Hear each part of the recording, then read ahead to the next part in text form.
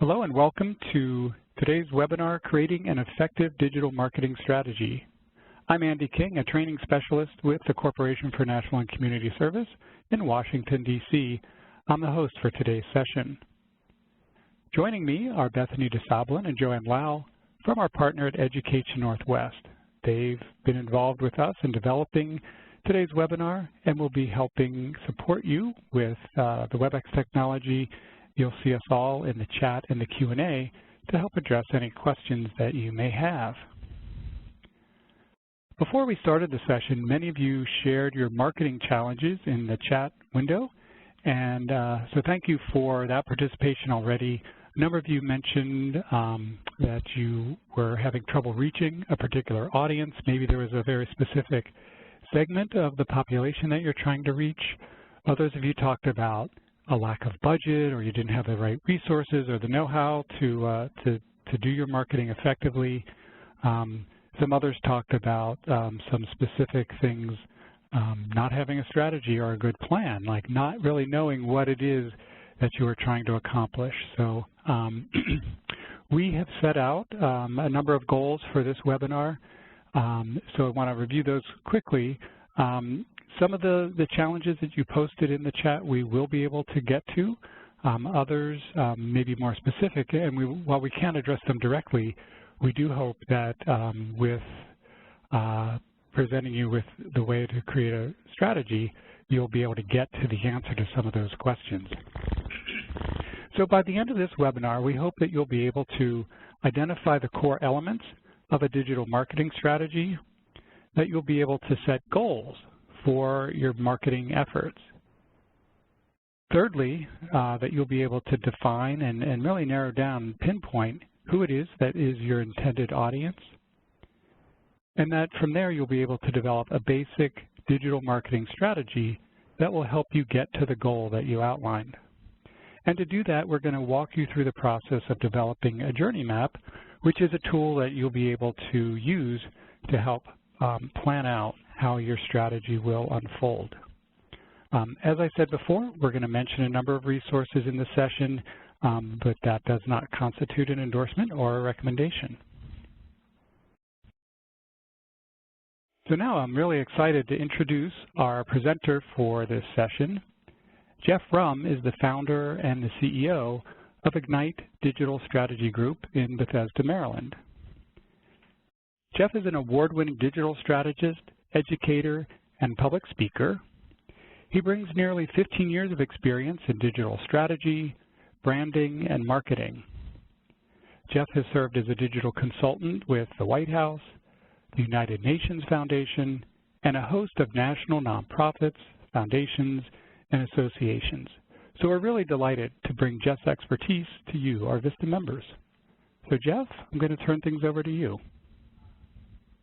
Great, thank you, Andy. Thanks, everyone. I'm really happy to be here with you today on this webinar. Let's start out by simply asking the question, what is a digital strategy? There are many definitions out there. You can Google it and you'll find a whole host of different definitions.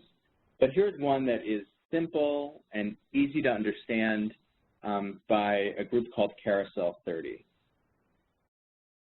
Digital strategy is the process of translating an organization's goals into a plan that will create effective digital marketing initiatives by doing these four things: listening and responding, bridging brand experiences, engaging your audience, and activating new relationships.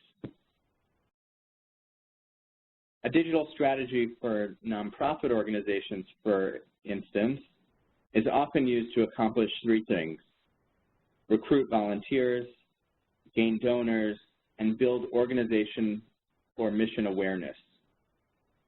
And as mentioned in some of the comments earlier, you may have several campaigns running to meet these goals, and this is part of an overall digital strategy.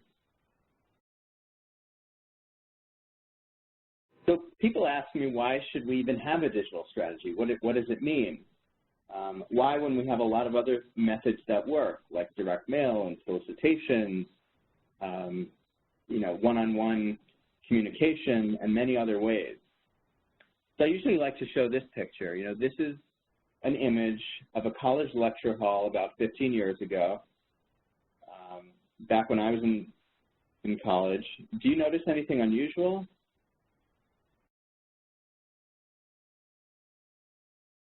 Well, this is the same college lecture hall today. As you can see, it looks a lot different. This is why having a digital strategy matters today more than ever, because it is important that any campaign goes where the audience is. That's what we're taught. That's what we learn. And we consume information and connect with others, and it impacts how we make decisions. So thinking about digital strategy, whether it's a friend asking you to donate to their personal fundraising page, or a video that may shape your opinion around an issue or a cause, or simply a Facebook message to join an upcoming event sponsored by a local community organization, our technology helps us stay connected to the people and the causes we care about.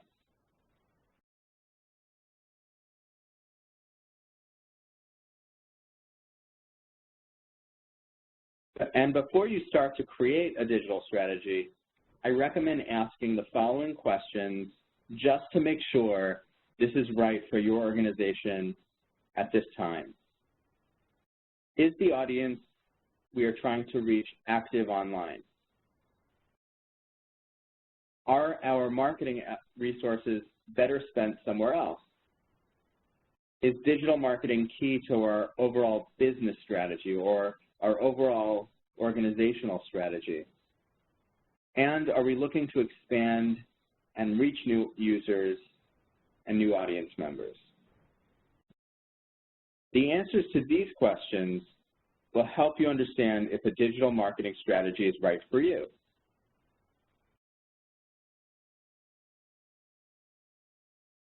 And before we dive into the steps behind building a digital strategy, let's take a 10,000-foot view of your organization and its core message. Let's take a look at what Simon Sinek calls the golden circle. As many of you know, Simon Sinek is a popular TED Talk commentator, and he does great interviews. And I like to start here because until you truly know and can articulate your organization's why, it's very hard to create a digital marketing strategy that supports it. So the why is the purpose. What is your cause? What do you believe? Or it's the belief that inspires you to do what you do. And then the next ring in the circle is the how, the process. These are the specific actions taken to realize the why. And finally, the what, the result. This is the easiest for most organizations. This is what you do, the services you offer. This is the result of the why, the proof. You start with why, and then you can build it out from there. So let's take an example. You can go to the next slide.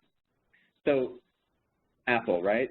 Simon Sinek uses this example, and I think it's a great one. Everyone understands the brand.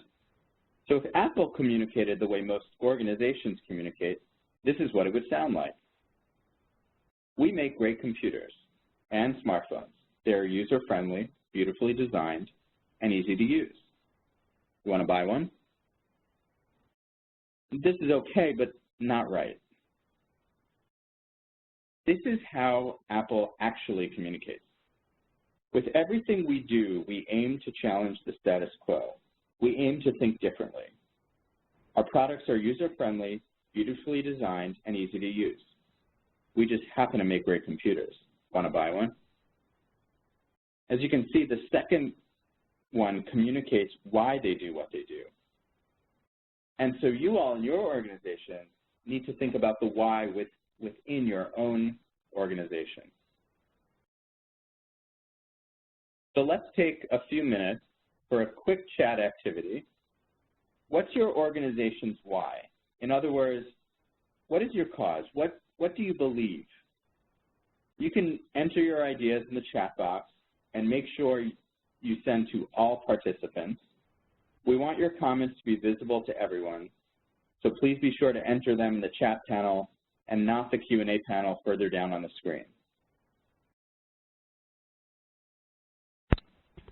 All right, and we'll give you just a minute or a few seconds to get your responses in. So they're coming in quickly now. Socioeconomic liberation. We've got fighting poverty, a lot of that. Working to end homelessness, social justice, access to food, student performance, lots of food access, food security, youth services, empowerment. Wow, you guys are fast now. A lot of great comments. Yeah, new ways to educate students. Many of you working in the housing security, ending homelessness, transitional housing. And one thing I'll just add here is, try to challenge yourself not to think of your why necessarily as your mission statement. Your why goes a step above that, right? It's if you keep asking yourself why. So to break the chains of poverty, why? Reduce food waste, end hunger, why? It's hard sometimes to think in this way, but once you get to that real core of why you're doing what you do, people will more likely believe in it and more likely want to help and support the organization.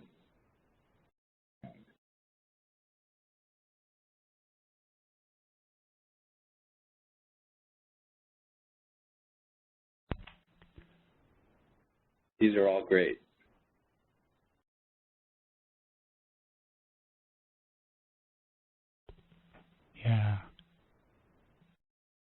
Yeah, so some of you are talking about the philosophy behind your mission, what it is that you're doing. A lot of them are really are focused on mission, as you were saying, Jeff. Yeah. That, this is what we do. This is what we're all about. But yeah, the why, it is a deeper question, and it's sometimes assumed, but harder to articulate. Yeah, there's a great one here from Scott Mizrahi. All young people deserve access to a quality music education. I love that. And I would even go further. You could say, because we believe, and then, why is music education so important? Kind of take it a step above that. But these are all great. Thanks for participating.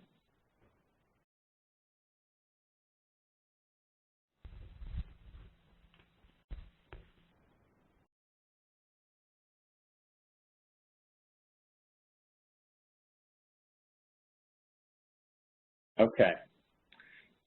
Well, thank you all for sharing that. So let's get into the steps to create a digital strategy. Here's an overview. The process starts with why, that's the 10,000-foot view that we just talked about, and it ends with some concrete tasks and tactics. And so these steps include setting your goals, defining your audience, creating what we call a journey map or a customer journey, then turning that into developing a campaign or multiple campaigns, drafting a content calendar that drives the campaign, planning your resources effectively, and then finally measuring results. You know how well you're doing. So the strategy I've laid out here really comes full circle, as the measurements at the end of the strategy connect back to the goals that you've set. Someone very early on in the chat window, David, I believe, talked about one of the challenges is developing a written strategy so that there's something there for someone who would maybe come in to take over his role. And I believe this kind of framework could help with that, because you talk about kind of the big picture and get down into into the tactics. And if you write it out and compile it in a way that's easy to understand, someone could really come in and dig into each step. So let's do just that. Let's dig into each step of the strategy. So when thinking about creating a digital marketing strategy, we want to focus on short-term, measurable steps you can take to reach your goals. And I typically would recommend having no more than 3 goals. And I like to follow the popular SMART acronym for goals, which many of you may have seen before. So SMART goals are specific, they're measurable, they're attainable, they're relevant, and they're time-based. So for example, what are some goals that an organization can set for a digital marketing strategy? And here are just some examples. Number 1, obtain 5,000 new signatures for your organization's flagship advocacy campaign. Number 2, acquire 5,000 new email addresses for your weekly email list. And number 3, bring in 500 new donations of $25 or more. Now, the numbers are not that important, but if you could see, the ideas are specific. You can measure against them. Hopefully, they're attainable and they're relevant to the organization and the work that you do. So the key takeaway here is that an organization's goals should be specific and measurable. And examples are often helpful, so we'll use a fictional organization as an example as we go through today's webinar. I made this up. It's called Tutor on Wheels. So let's imagine this is an organization, a local organization dedicated exclusively to the educational needs of homeless students, an at-risk population. So let's start with these goals. What are the goals of the digital strategy? So let's look at goal number 1, to increase the number of Tutor on Wheels volunteers by 20% to meet the anticipated demand in the following year. So as you can see, it's specific. You can measure against it. Hopefully you're finding goals that are attainable, that are realistic. It's relevant to the organization's mission, and it's time bound. You're going to be able to see if you can reach these goals in a specific period of time. And goal number 2, add 100 new donors to the Tutor on Wheels system, their back-end system, in order to hire a part-time associate. So again, if the organization can reach that goal, there's a great reward in return. They can hire the part-time associate that they need to hopefully raise even more money. Goal number 3, add 10 corporate supporters listed on the Tutor on Wheels website. This will add funds to repair 3 vans. So you can see, again, this is an attainable goal, trying to build a corporate support system, and as a result, they'll be able to repair 3 of their vans. And finally, number 4, educate the local community about homeless students using Facebook promoted posts. And their goal is to have 100,000 views. And this is a goal that I'd like to say is, more focused on brand awareness, because I hear that a lot. Organizations want brand awareness. So this is a way to take brand awareness, which is very broad, and make it more specific and measurable. And as I said before, I typically like to say you can have 3 goals. If you need a 4th, that's fine, as long as you're prepared to do the work and can support it. And you can visit our website, igniteaction.co/resources, to download this worksheet, as well as a few other helpful worksheets. And once you've identified your goals, you will start to focus on who you need to reach in order to get to your goals.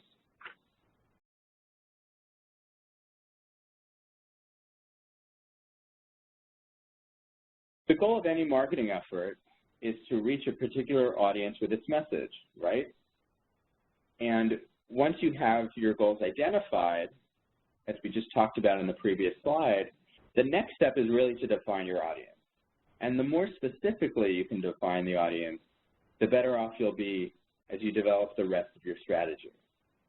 As someone mentioned early on in the chat window, one of their challenges is reaching all of your target audience. Well, hopefully this practice will help with that. You'll want to create 3 to 4 personas for the 3 to 4 audience groups you've identified for your digital strategy.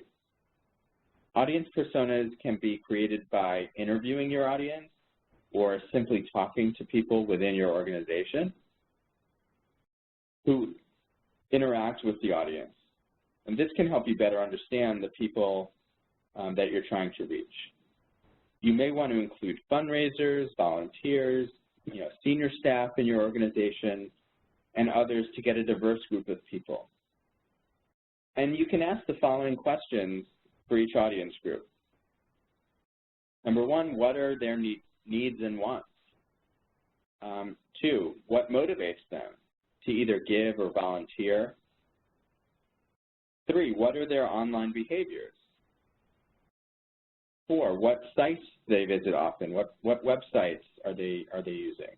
And finally, how do they get their daily news or information? Additionally, you can ask what type of experiences may they be looking for, or what are their demographics? How would they find your organization?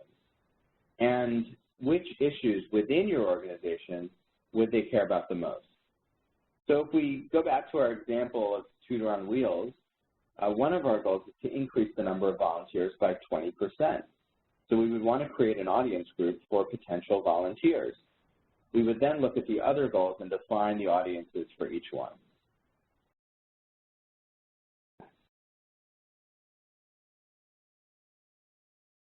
And once you've focused on identifying 3 to 4 core audience groups, it's important to create personas and give them real names. Write their stories based on the questions I mentioned during the previous slide, or any other questions that may be relevant.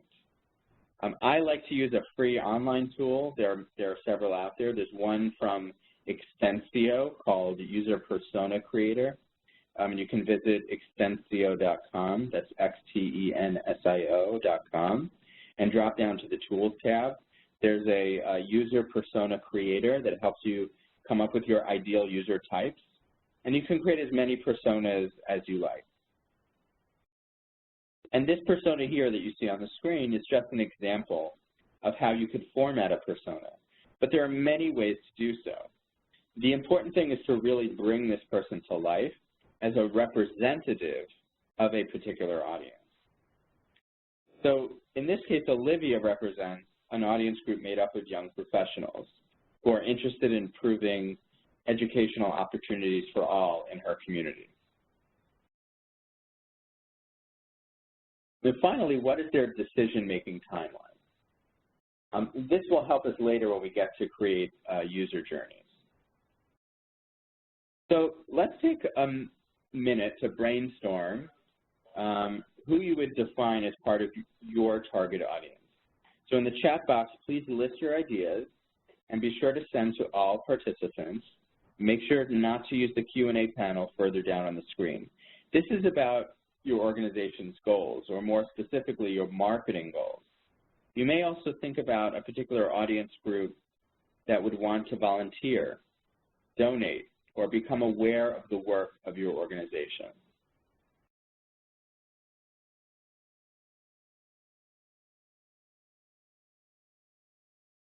I see we have students, teachers, foster parents,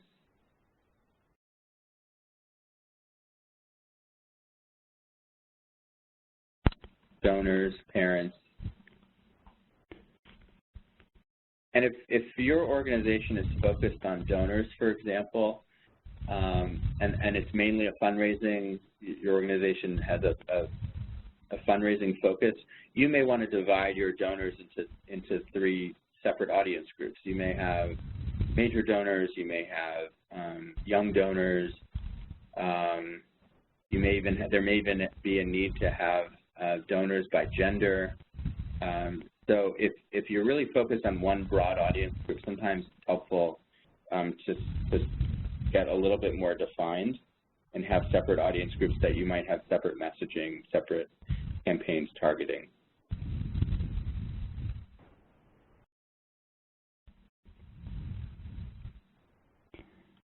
Yeah, there's a real interesting variety here from, specific types of individuals to other types of organizations, businesses, city and state governments, other nonprofits, and some are very narrow and focused, as you said, and others are really broad. So a real range here. And sometimes I'll just take, write on a board all the different audience groups that we can think of, and then start to group them together, because you may have, you may come up with 10 or 15 audience groups. You can't have 10 or 15 campaigns running, most likely. So you may need to group some of those, because perhaps some of the messaging will apply to the same audiences. So, for example, I'm seeing a message here from Aniki, and who wrote superintendents, principals, teachers, retired school administrators. I would ask, do each of those need a separate messaging, separate campaigns, or can maybe you group, for example, superintendents and principals as one audience? Maybe not. I don't know enough about the organization, but that's just something to think about as you're listing out your audience groups. You might consider grouping some together when it makes sense.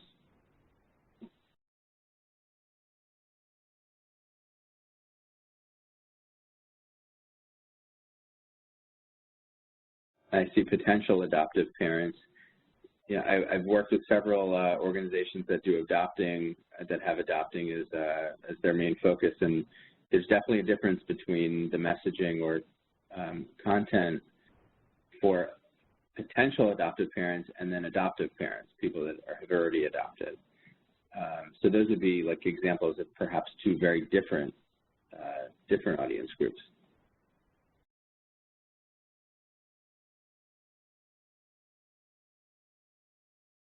These are great.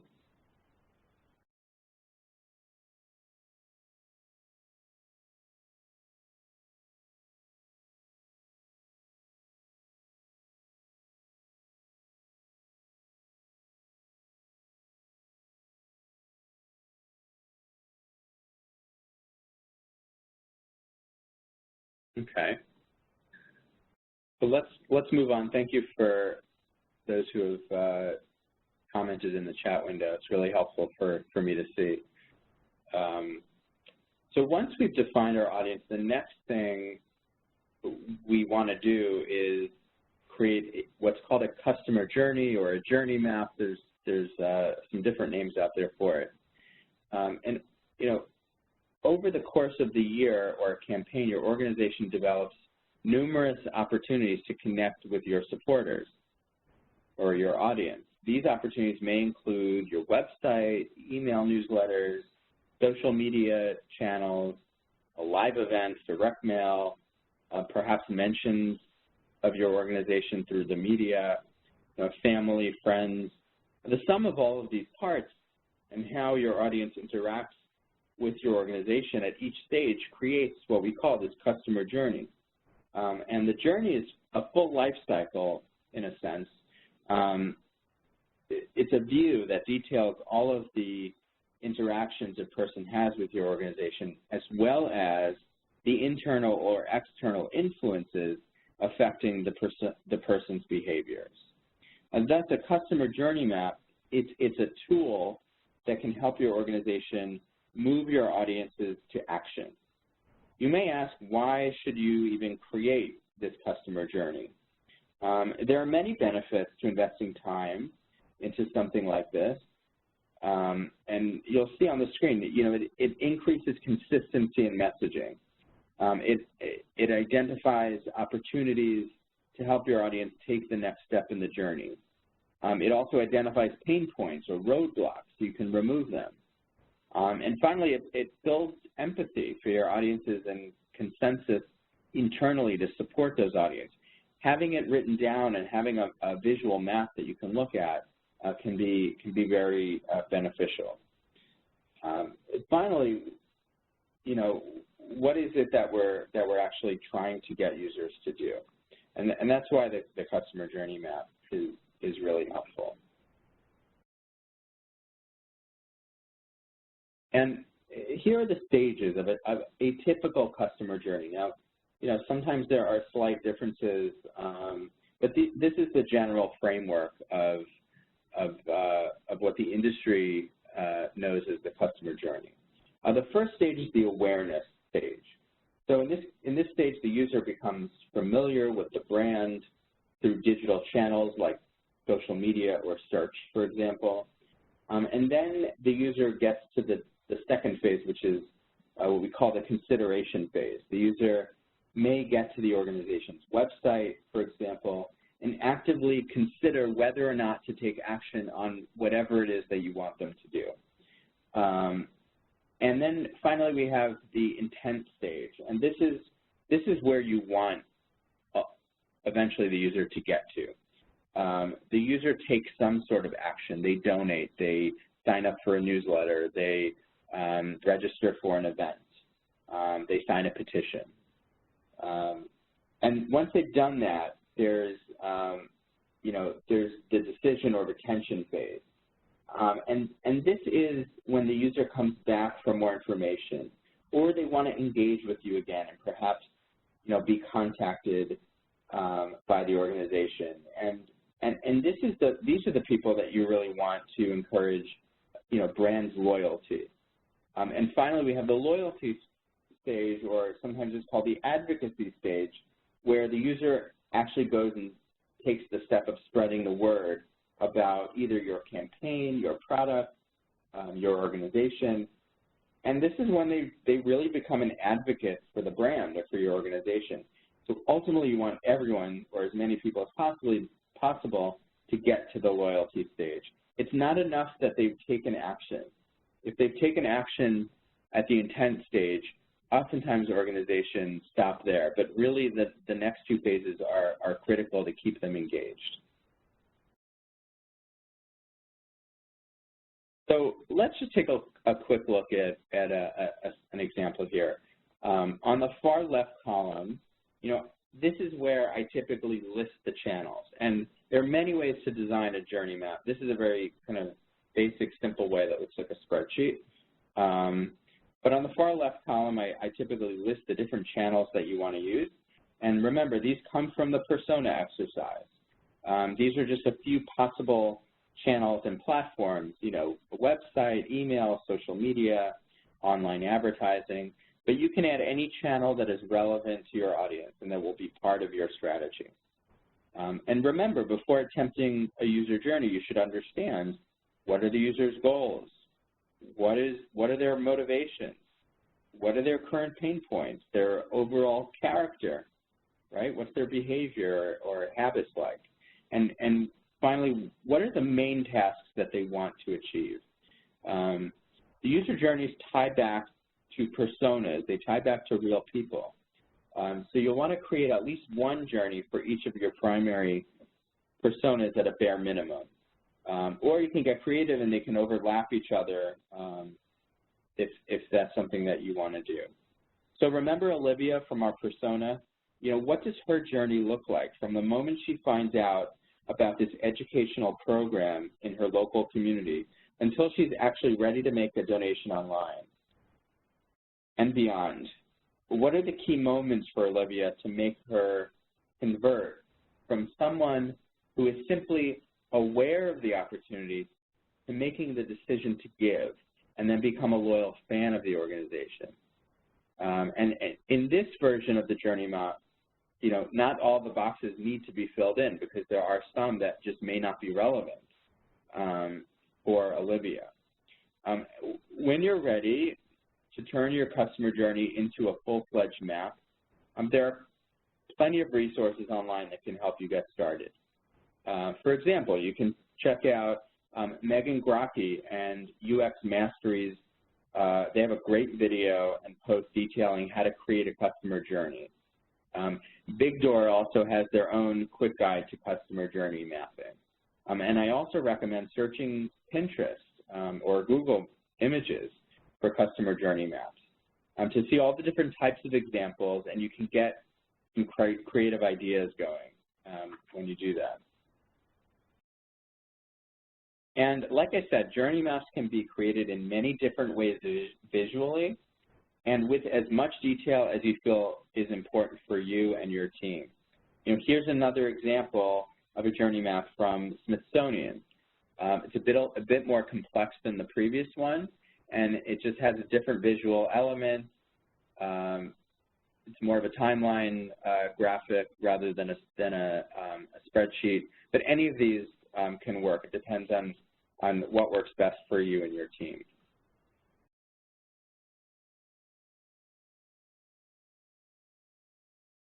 So thinking back to the persona you chose in the last activity, which channels do you think would be most appropriate for your target audience and why? You could take a minute, put it in the chat box. What channels would you use?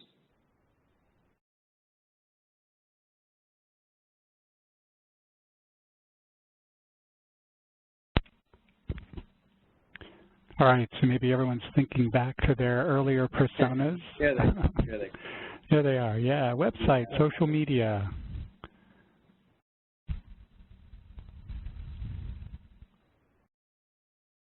And one that Instagram flow by. It's also interesting, social media is a very broad term, and I would encourage everyone to look at some of the latest data, and this changes regularly, so you want to find the most up-to-date data on demographics and what social media tools people are using.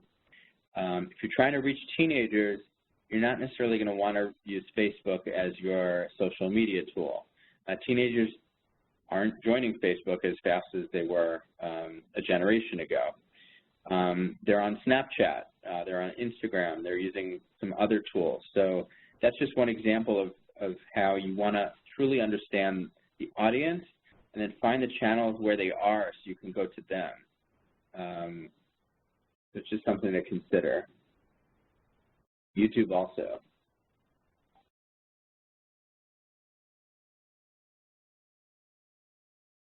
And honestly, sometimes the channel is offline. Sometimes you need to start offline with people. Maybe there's a big event or something, and then you're driving people, at the event to visit a website, for example. Yeah, and Jeff, I noticed a number of folks here have included a newsletter in their channels, and it's hard to tell. Is that a printed and mailed out newsletter? Is it electronic? Is it like a blog? But still, I think the newsletter is something that's really very familiar, particularly in a lot of community settings and smaller communities in particular. So, so that could be a very old school approach. And Kimberly mentioned flyers. So very low tech. They still can be brilliantly conceived and executed with beautiful artwork and powerful messages. But those, you're right, Jeff, that these kinds of things can still tie in, and I know that a lot of vistas are using them. Yeah. The email newsletters often become a staple of an organization. They may send it out monthly and create content and put a lot of work and energy into it. I would also encourage people to think creatively about what they can do. Perhaps instead of the traditional e-newsletter format where you have story, link, story, link, story, link, maybe it's a quick note from the executive director. Maybe it's a letter from a recipient of your nonprofit. Trying to engage people in a way that they won't just delete the email when they see it come in because they don't have time to read it all.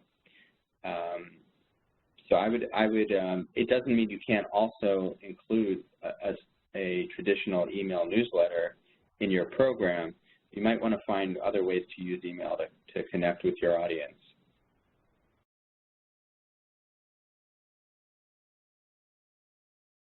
These are all great.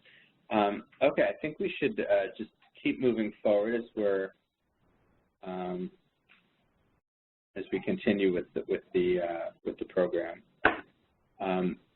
So thank you again for everyone for using the chat window and participating. It's great to see all of the engagement.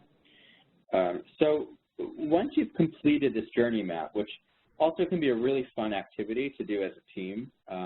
Oftentimes I'll get a marketing team or even a whole organization, if it's a small team in a room, and build the journey map together, either on a whiteboard or using some markers. But once you've created this for your different audience groups, you can then start thinking about what a digital marketing campaign would look like. So how do you translate what we've done from the journey map to an actual campaign that you can execute? We've defined the channels and the content that is required, like landing pages and emails, for example. We're not going to be diving into detail in today's webinar and setting up a campaign, but once you have detailed your journey map for Olivia, for example, and your other personas, you would then move to developing an online campaign, or at least, building a framework for the campaign as part of this strategy. This could include email marketing, social media, website updates, for example. We'll go into more detail about building and managing a digital campaign in a future webinar, so I hope you'll attend that. But the campaign would include, if you can just go back one slide, is that possible? Okay, so just to note, in developing the campaign as part of the strategy, it would include a title for the campaign, some key messaging, the content that you would want to include, whether it's text or images. You'd identify those channels that we talked about from the journey map, and then include what is the call to action. This is the really important piece. What do you want people to do? If you can't get to that answer, then you may want to rethink what this campaign is supposed to do. So every campaign should have a clear call to action so that that you know how to measure it in the end of what you want people to do. Okay, next. So drafting a content calendar, really it is a simple tool for making content marketing focus count. It's what we use to make sure that we are making the most of our effort, and many times it's a game changer for us and our audience. So once you have that campaign created, or the elements of what you want the digital campaign to look like, the content calendar allows you to identify what is the content that you need, and when do you need to produce it, and when does it go out. So these are all, this is now we're getting into the mechanics. So here's why. Number one, the strategic goals require strategic tools. Content marketing itself is a strategic venture. It's all about understanding what your users want and giving it to them in a digestible way. This is a strategic goal, and it requires a strategic tool. The editorial calendar essentially is a place where we can see a panoramic view of the content marketing and its strategy. And number two, focus allows you to reach your goals. We usually accomplish what we focus on, right? If you're focusing on building traffic or blog growth, then making a concerted effort to plan your content will only make reaching these goals easier. So website visits will increase when you make consistency and quality your top priority. The content marketing calendar or editorial calendar puts these goals front and center. Number three, it will make you more consistent as a marketer. There's something powerful that happens when you write down a plan. It becomes tangible for your team, and everyone will be more likely to stick to it as they go along. The content calendar will give your team the accountability it needs for building the discipline of creating content day after day or week after week. Your team will actually thank you. It's number four. there's a good chance that your team could benefit from better communication. Many teams use such a wide variety of tools that they often have a hard time staying on the same page. So a good calendar or content calendar will bring them to a single place to visualize and execute their shared goals. And finally, your audience will love it. One of the easiest ways to please your audience or the people you're trying to reach is to give them something that they would like to receive. Better content is more focused on what they need and is always welcome. And I believe that, your users will appreciate your efforts, and your efforts will be realized if you create an effective content calendar. And you can go to the next slide, please. Your calendar will include the steps to execute your digital strategy, right? This would essentially correspond with your digital campaign. What types of content will you be creating? What are the platforms you will be using? Which personas or audience groups will you be targeting? And what will be the user's call to action? These can be organized in a simple calendar spreadsheet that includes author and owner of each piece of content. And I often sometimes use like a web-based spreadsheet for Google Docs, for example, so that multiple people can sign in real time and make updates. And it includes dates for development and distribution, such as the publish date, and any other information that would be helpful to you and your team. So going back to our example, Tutor on Wheels, here's a sample calendar for Olivia, right? So, the first topic on the calendar is about a volunteer day at a university. And this piece of content is going to be an image that they're creating, and they're going to post the image on Facebook and using email. And the call to action is going to be to send them to an RSVP page so that they can, respond to this particular volunteer day event. So these are the different elements. Now, you may have other elements that are important. You might want a notes area for people to comment. I like the images of the persona because it reminds me of who we're actually trying to reach. You want to also remember that there's a difference between the author and the owner. Sometimes, it may not be, but sometimes the person creating the content, so in this case the volunteer day image, could be different than who's taking ownership of this marketing effort and will actually be pushing it out. So you want a due date of getting the content to internally, and then a publish date of when you're actually publishing. And then you can see this, the second item is, a work-life balance tips and volunteerism. It's a piece of blog content. So you would have that written up in some kind of Word doc, most likely. So you would want to just put the name of it so everyone can access it. And then where it's going to be placed, this one is going to be published on Facebook and LinkedIn. And then the call to action is you want to get more people to like or follow your organization on social media. So that would be the call to action. Now, finally, in this example, one of the pieces of content is a volunteer spotlight.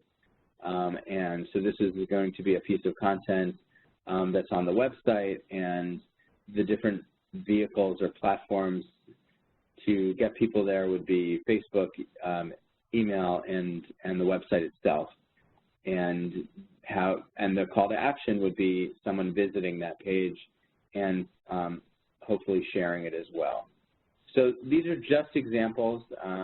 You could probably, think of others that you would want to include as part of your content calendar, and the list would just keep going down. This happens to be a daily post. So this organization, this fictional organization would post every day. You may not be posting every day. You may be posting once or twice a week. So that would just be noted in the calendar. So again, you can go to our website, which is igniteaction.co/resources, to download this template, as well as other worksheets from today's presentation. So finally, for any digital strategy, in order to be successful, you need to know what resources you have available for implementation. That includes time, people, and software or technology. First, there needs to be an owner of the digital campaign. It doesn't need to be the person who's executing on everything, as I mentioned in the previous slide, but someone needs to take ownership of it. And next, you'll need people who are actually going to execute on the content, authors and content owners. Could be visual designers, could be writers.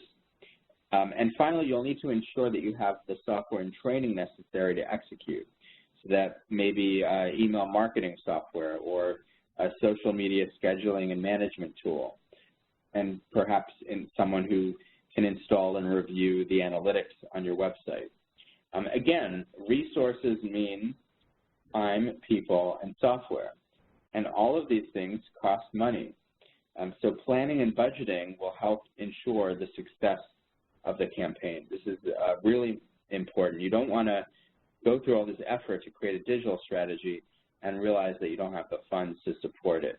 So it's kind of important that you balance between the two. As you're creating the strategy, think about the resources and how much time you have available from people, and do you have the software that you need to execute it. And last but not least, it's critical that we know how we're going to measure results.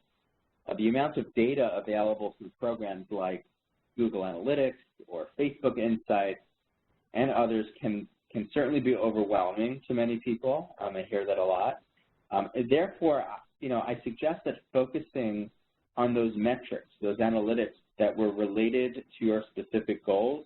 Remember, we talked about those SMART goals back when we started the webinar.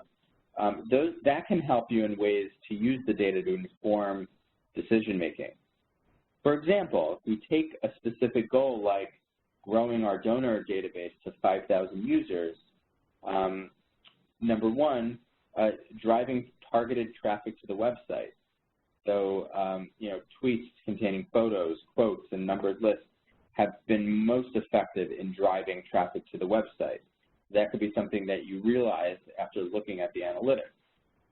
Understanding which content users find the most useful. So not just looking at the most visited pages. As pages with low averages of time spent, we would not consider effective, but rather seeing examples of users sharing and discussing site content on social media. This could be an effective metric. Persuading visitors to take desired actions, for example, like making a donation. How many people donated? That's an important metric. So what might Tutor on Wheels look for to measure their success? Well, if you recall, one of their goals we stated was to increase volunteers by 20%. So we can look at the volunteer sign-up page to see how many visits and form completions there are and compare that data to the previous time period. So this is an example of how we can connect the measurement plan back to the goals. And all of the other stuff that, a program or something like Google Analytics can give you is almost clutter. You can remove a lot of that from those dashboards and only focus on the things that you need to measure your goals.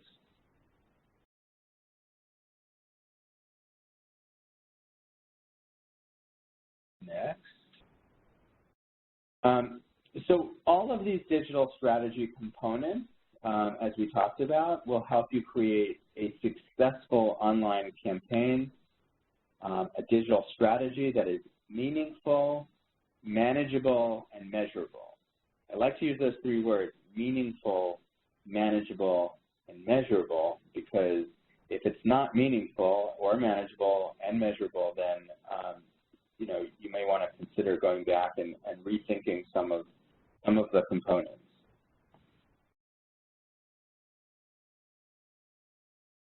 And just as a reminder, our mentioning a resource does not constitute an endorsement or a recommendation by the AmeriCorps VISTA program or the Corporation for National and Community Service. So here are some of the resources that we mentioned up on your screen. And if you have any questions, you can always reach out to someone and they can help direct you.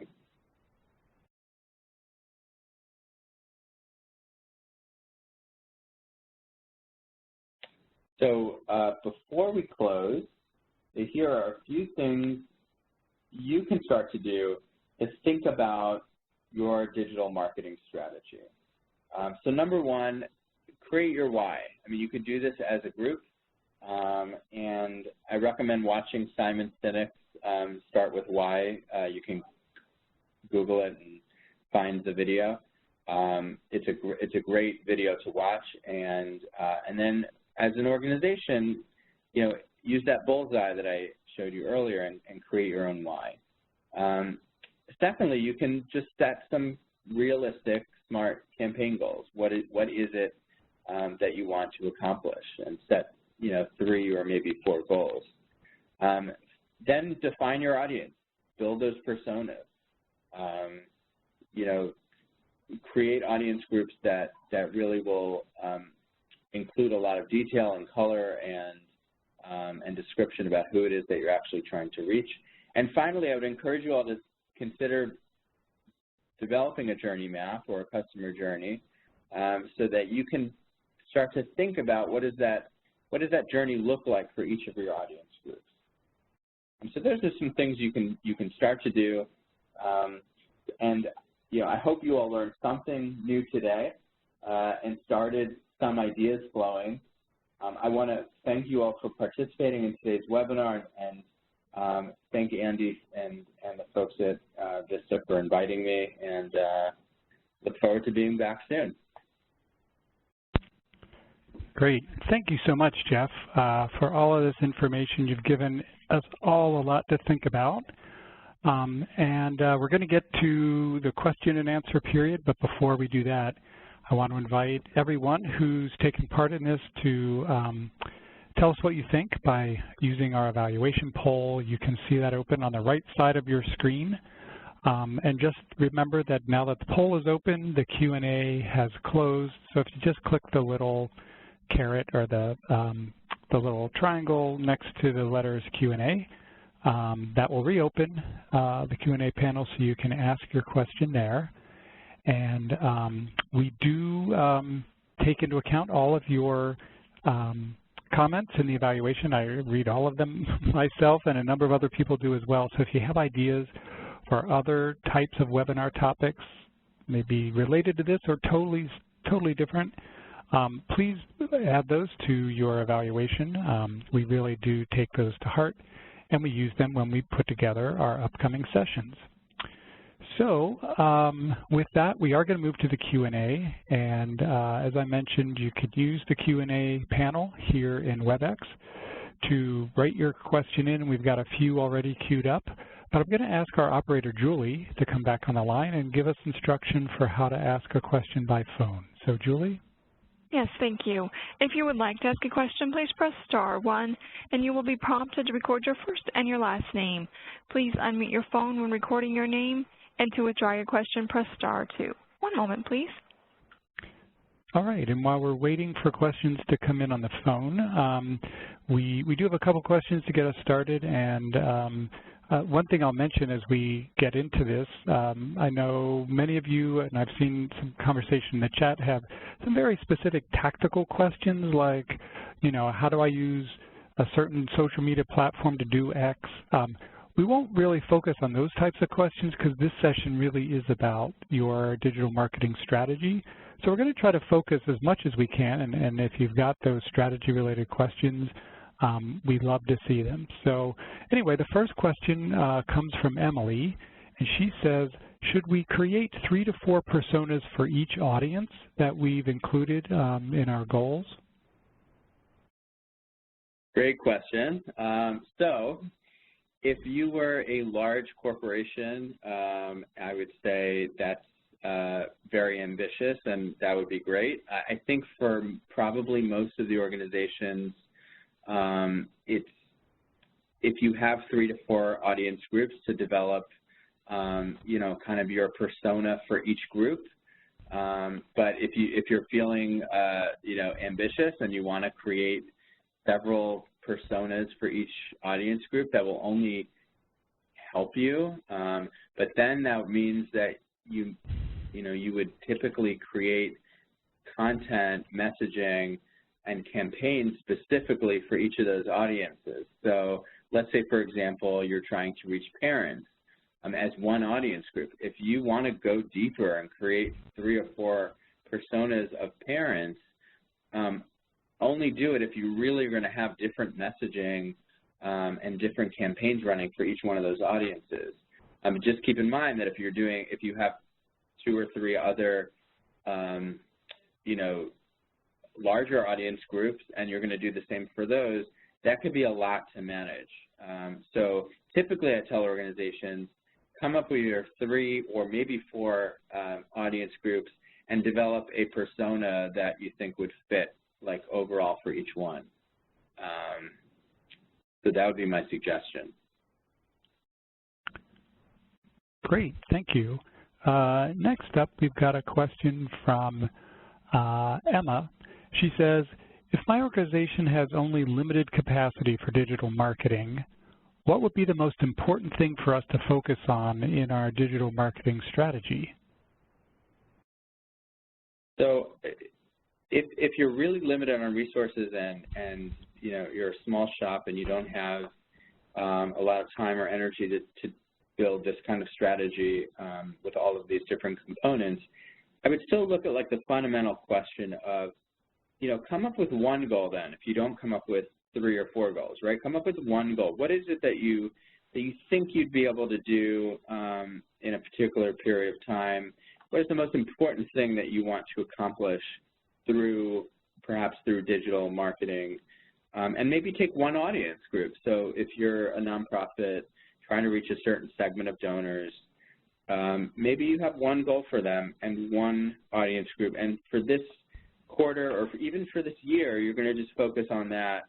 And then think about, where is that audience group? Where can we go to find them? So maybe, for example, it's a certain audience segment that happens to be active on Facebook. Maybe your strategy or your micro strategy will focus on a single Facebook campaign targeted at that particular audience. So you can pare this down if you really need to. And I know a lot of the organizations on this webinar are small and don't have a lot of resources or even time to deal with this. So, but hopefully you can use some of the kind of fundamental practices we've talked about, even if it's on a scaled down or a scaled down version of it. So I would just say, do something. I mean, start small, but focus on one goal with one audience and one platform. And if you can do that successfully, maybe in the future you'll want to, you'll want to try to expand that. Great. And related to that, Jeremiah says, how would you scale the work down if the marketing, media, design role is all one person as opposed to a team? Is there any thought there? And it often is. Yeah. I know people in those roles. Again, I think that, something I've done for an organization that was smaller, that had minimal staff, is we created one video, a small video, and we used that for about 3 to 6 months, really, and that was the piece of content that we used. But we put a lot of energy and production value in that one video, and the person who was responsible for pushing it out did all of the work on the different channels, but had one piece of content that was all driving people to take action on a particular issue. So that's one example. But if you need to write the copy, design the graphic, and also push it out to the audience, then it's just about scalability. You just want to think about, what are some ways that we can make it easier for us to get the, the majority of, or the vast amount of content out. Maybe it's not designing content, maybe it's using a variety of posts in a creative way, so you don't have to put a lot of visual design work into it.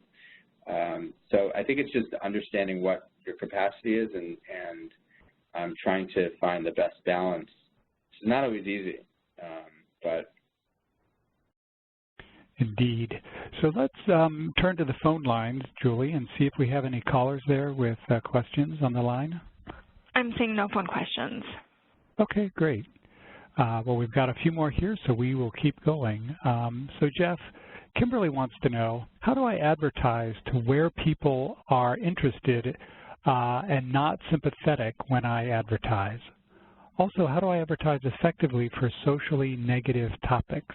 I help children who are aging out of foster care, as well as working with incarcerated individuals. So it sounds like she's got some tough, maybe social stigma to overcome there in her marketing efforts. Yeah, so I've also had to deal with this kind of these kind of issues before. What's challenging about this is oftentimes with these difficult issues, you have to educate people first. And then ask them to take action on whatever it is that you want them to do. So breaking the stigma, it's hard, and you have to create content that's engaging people, but also educating them at the same time. Perhaps it's a compelling slideshow or a short video or a little story, just ways that where people can see the human side to the work that you do. And again, it's challenging, it's not easy. But once you've identified the audience and who it is that you're trying to reach, Facebook, for example, if you determine that that was a tool you wanted to use, you can get very targeted with your sponsored posts to the point where you can target people that are, maybe associated with different types of organizations that are like yours. You can target people geographically, ethnographically. You can target people by age, by demographic, by income level, people that are interested in foster care or whatever other issue, or maybe, other groups that they belong to. There's lots of ways to create a targeted audience within a social media tool like Facebook, and then only promote your posts to those people, so you're directing it to the right users. I believe in the next webinar we're going to get a bit more into the creation and execution of campaigns, so hopefully that will help you as well. Great, thanks. Let's see, so Scott has a question about journey maps. He says, how might journey maps overlap for different personas? Yeah, so they may overlap, and they probably should overlap. So imagine if you have a map and you're tracking the journey of one user, and then you had a clear piece of paper with another journey on it and you overlapped it. I mean, essentially that's what you're doing. There might be places where you can identify with this overlap that there are similar pieces of content that you can use for different audiences.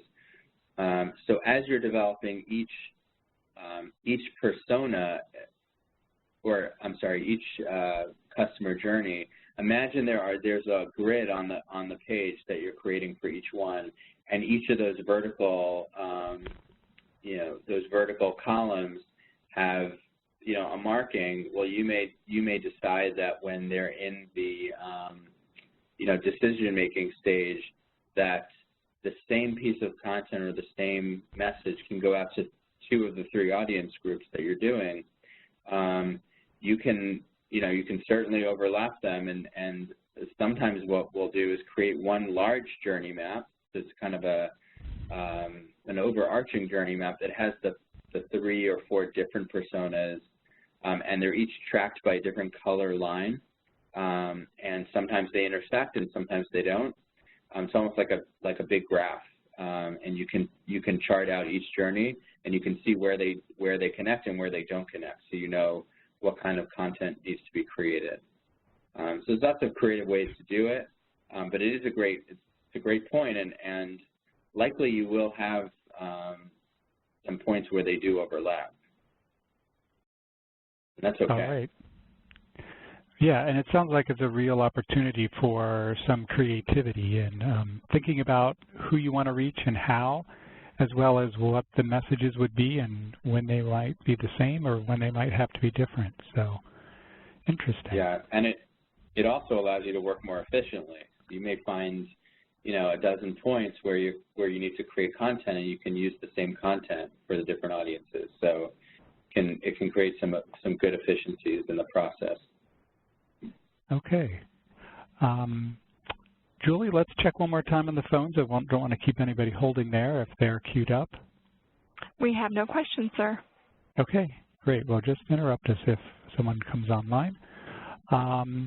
Let's see. So next up, Christine is curious. She says, how do I advertise a vague volunteer opportunity?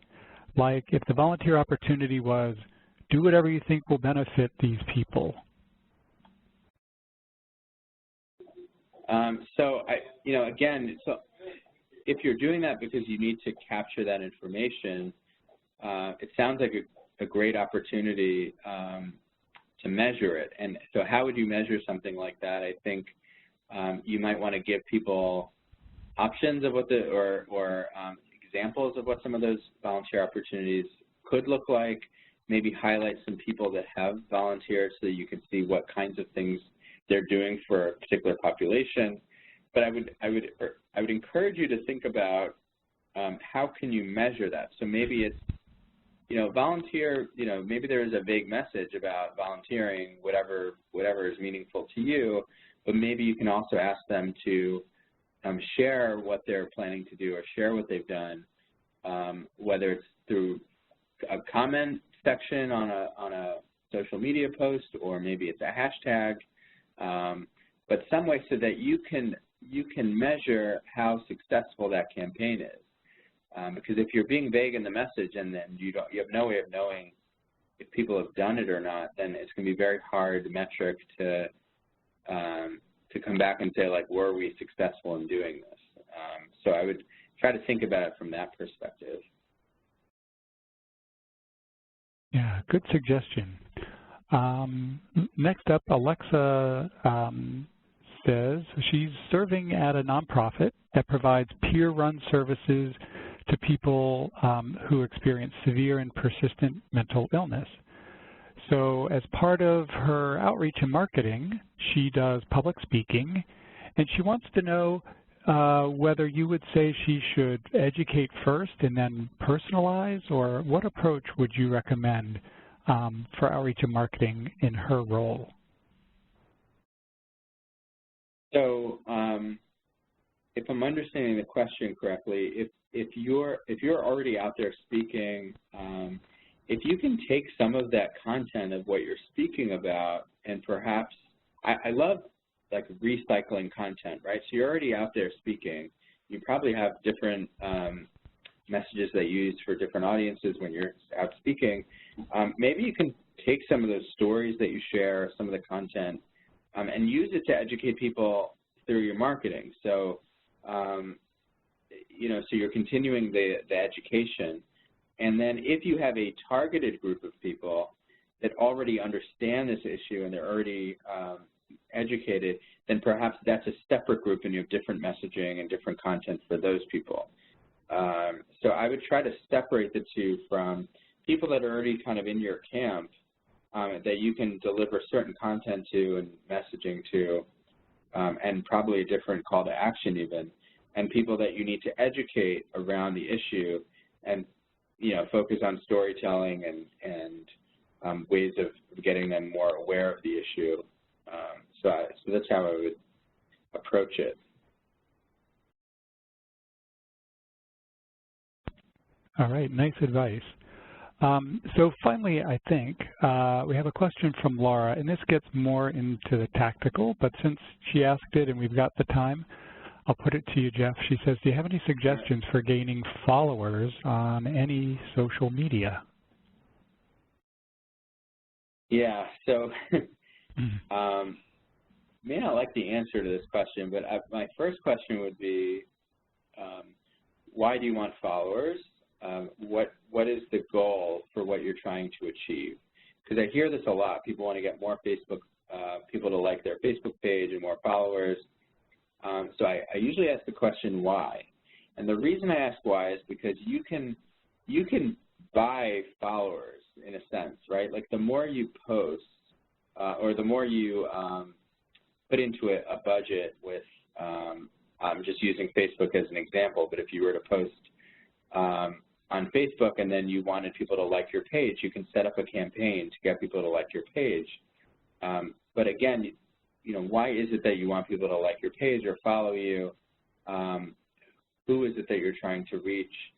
So, so I would ask that question. If there's an answer to that question of, well, we want people to follow us because we want people who care about this issue to know about the work we're doing and we're trying to reach these goals, then I would say the best way to get people to like your page or to follow you is to create relevant, quality content that's engaging for your audience, which again is not easy, but that's the best way and that's the true way to get the right people to follow you, because I'd rather have the right people following your organization than to get a whole host of people following you that don't actually care, because that's what you'll get if you just focus on the number of likes or shares or followers and less on who it is that you're trying to reach. But if you've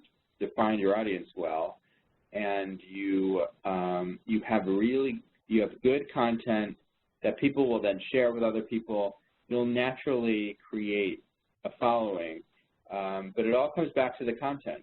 The content is, they say content is king, and I think that will always hold true. People engage with good quality content.